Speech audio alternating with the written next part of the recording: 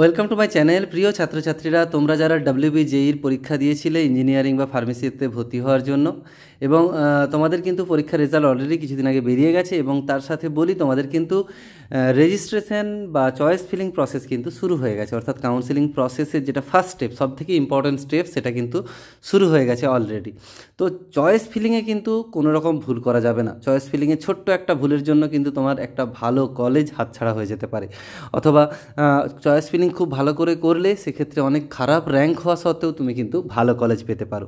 তো সেই রিলেটেড আজকের ভিডিও। তোমরা যারা অফিসিয়াল ওয়েবসাইটে যে কিভাবে তোমরা করবে চয়েস ফিলিংটা, সেটা আমি দেখিয়ে দেবো, বা কলেজগুলোকে কিভাবে চুজ করবে সেটাও আমি প্রসেসটা বলে দেবো। কোন কলেজটা আগে রাখবে, কোন কলেজটা পরে রাখবে, তাহলে তোমাদের সুবিধে হবে।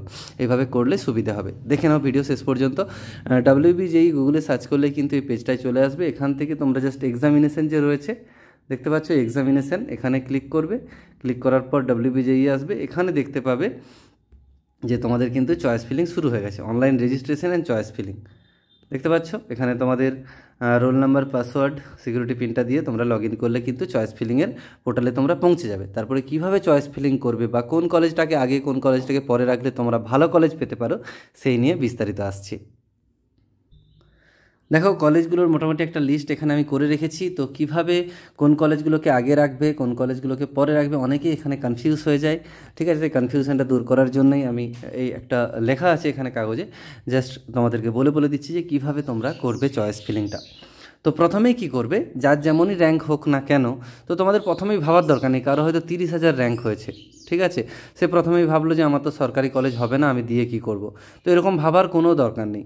যখন আমাদের চয়েস ফিলিং অনুযায়ী যখন ফার্স্ট রাউন্ড সিট অ্যালটমেন্ট হবে, প্রথম যে রেজাল্ট বেরোবে চয়েস ফিলিংয়ের, তো সেখানে কি করা হয়, তোমাদের 1 নম্বরে যে কলেজটা দিয়েছ সেটা প্রথমে দেখা হবে যে 1 নম্বরে কোন কলেজ দিয়েছে, সেটা কি তাকে দেওয়া যাচ্ছে। দেখা গেল তোমার 30,000 র্যাঙ্ক, তোমার হয়তো 1 নম্বর কলেজটা যেটা তুমি দিয়েছো সরকারি কলেজ যাদবপুর ইউনিভার্সিটি সাপোজ, সেটা হয়তো হলো না, স্কিপ করে তখন 2 নম্বরটা দেখা হবে, university of Calcutta. Calcutta university কি পাচ্ছে, সেটা হয়তো পাচ্ছে না। এইভাবে কিন্তু 1, 2 করে করে পরপর যাবে। দেখা গেল তোমার 20 নম্বর চয়েসে যেই কলেজটা ছিল একটা প্রাইভেট কলেজ, সেইটা তুমি পেলে। তো কলেজ দিতে তো প্রবলেম নেই, কলেজগুলো পরপর দিয়ে দাও, অসুবিধা নেই। এখানে যত খুশি কলেজ চুজ করা যায়, কোনো প্রবলেম নেই। ঠিক আছে, এরকম কোনো বাধা নিষেধ নেই কলেজ চুজ করার, যত খুশি দিতে পারো। তো সবার আগেই বলবো যে সরকারি কলেজগুলোকে আগে দিতে, কারণ এগুলো অবশ্যই বেশি ভালো এবং খরচও অনেক কম সেই হিসাবে।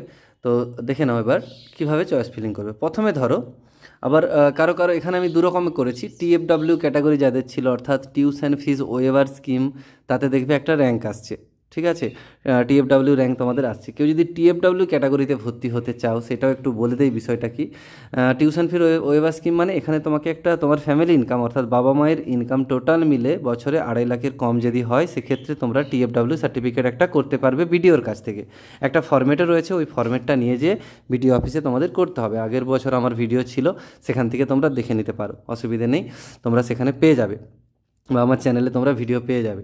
এবার TFW থাকলে সুবিধা কি, ধরো কেউ হেরিটেজে পড়তে চাইছো, হেরিটেজে TFW যদি কেউ পেয়ে যায়, সাপোজ আমি একটা সাবজেক্টের কথাই আপাতত বলছি, কম্পিউটার সায়েন্স ইঞ্জিনিয়ারিং, CSE, তো সেটা যদি পেয়ে যায়, সেক্ষেত্রে ধরো হেরিটেজে 4 বছরে খরচ তোমাদের ধরলো 8 থেকে 10 লাখ টাকা। ঠিক আছে, সেটা হয়ে যাবে 2 থেকে 3 লাখ টাকা যদি TFW ক্যাটাগরিতে হয়, সেক্ষেত্রে অনেক ছাড় থাকে। ঠিক আছে, হয়তো সেমিস্টার ফিস কম্পিউটার সায়েন্সের ক্ষেত্রে হেরিটেজে 80,000 টাকা, সেক্ষেত্রে তোমার হয়তো লাগবে 15,000 টাকা, 20,000 টাকা, খুব কম লাগবে। ঠিক আছে, সেক্ষেত্রে সুবিধে হয়, সেই জন্য এইভাবে চয়েস ফিলিংটা করবো। এবার যারা TFW সার্টিফিকেট করতে পারবে না, তাদেরকে TFWগুলো দেওয়ার দরকার নেই। যারা সার্টিফিকেটটা করতে পারবে তবেই কিন্তু TFW ক্যাটাগরিটা দেবে।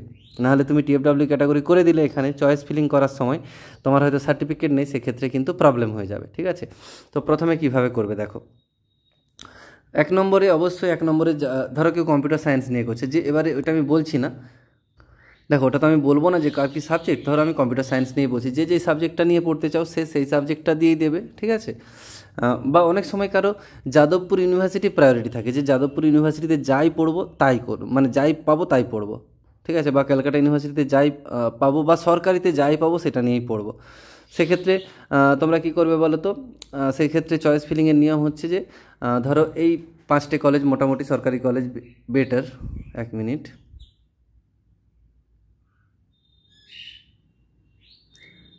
এই 5টা কলেজ মোটামুটি ভালো।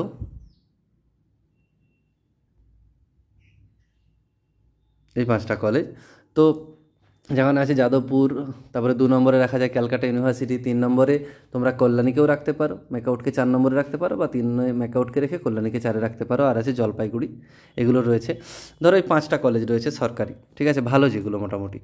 তো কারো মনে হলো যে সরকারি কলেজেই পড়বো যেমনই হোক, তাহলে প্রথমে একটা কাজ করো, যাদবপুর ইউনিভার্সিটি চুজ করো।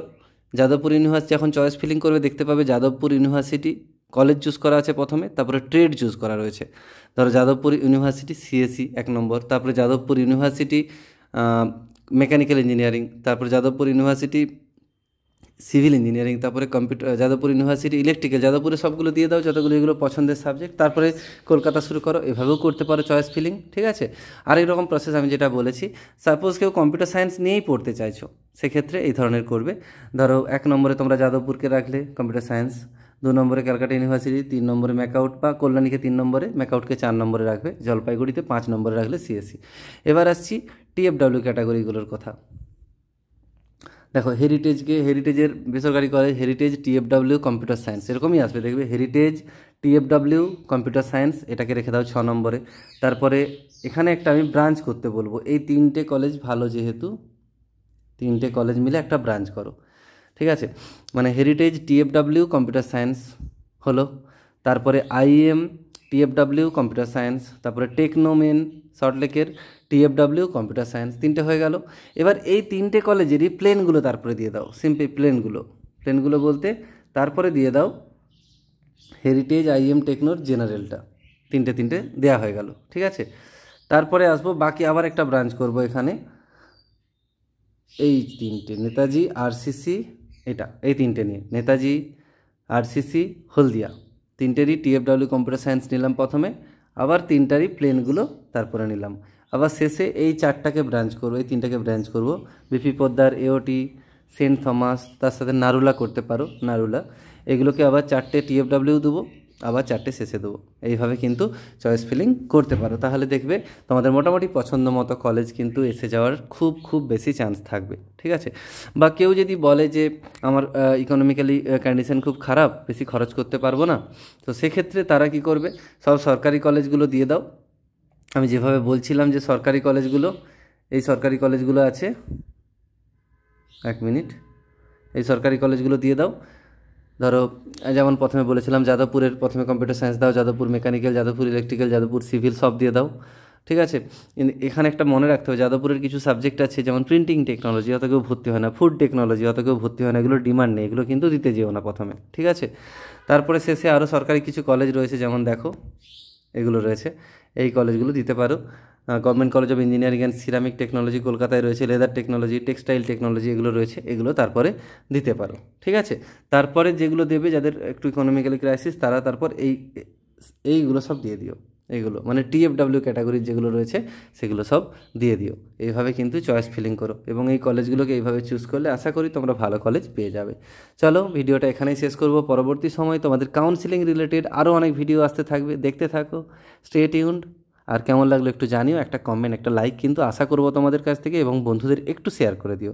আগের বছরেও দেখবে এই ধরনের প্রচুর ভিডিও রয়েছে কাউন্সিলিং রিলেটেড, সেগুলোও দেখতে পারো, আশা করি অনেক হেল্প হবে। স্টেপ বাই স্টেপ ভিডিওগুলো সব ফেজের, first round, second round, spot counselling, direct admission, সব ভিডিও রয়েছে আগের বছরের, সেগুলোও দেখতে পারো, বা এবছরও ভিডিও আসবে। তোমরা চ্যানেলের সাথে থাকো, চ্যানেলটা সাবস্ক্রাইব করে রাখো, এখানেই রাখবো। Thanks for watching.